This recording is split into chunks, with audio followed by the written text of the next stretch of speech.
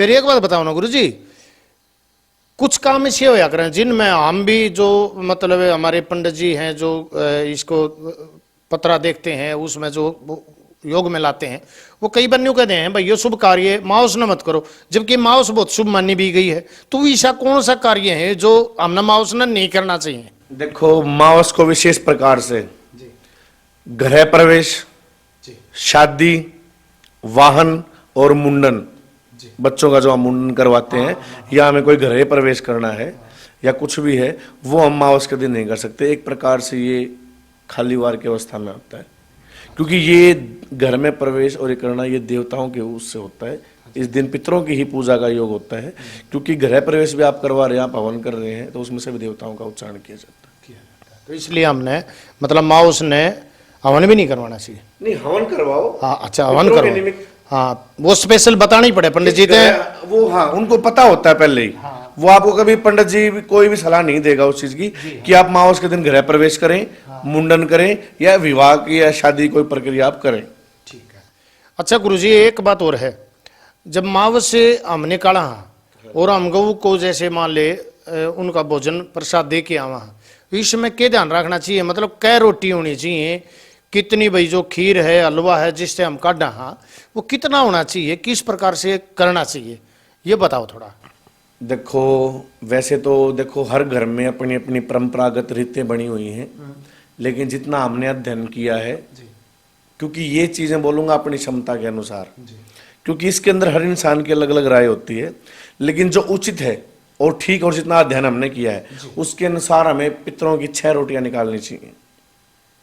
अच्छा, 6 लकड़नी चाहिए, जबकि हम देखा हाँ कि भाई 2 रोटी गऊ की काट दो भाई हो गया। अब इसका एक विधान है कि पितरों की रोटी 2 ही होती हैं। ये बात आपकी बिल्कुल उचित है कि हम 2 रोटी निकालते हैं, लेकिन पितरों की रोटी के साथ हमें 2 रोटी गऊ की अलग से, उनमें से 1 रोटी कुत्ते के लिए और 1 रोटी जिसको हम तोड़ करके पक्षियों को डालेंगे।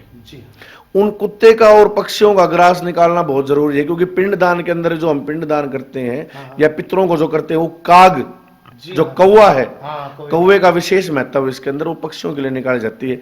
और इसके अंदर एक चीज और है, जो 4 रोटियां हैं वो बिना नमक की होंगी, जो पितर की रोटी होगी वो बिना नमक की होगी, और जो पक्षियों के लिए जो हमने निकाला है उस रोटी में नमक होगा, 2 रोटियों।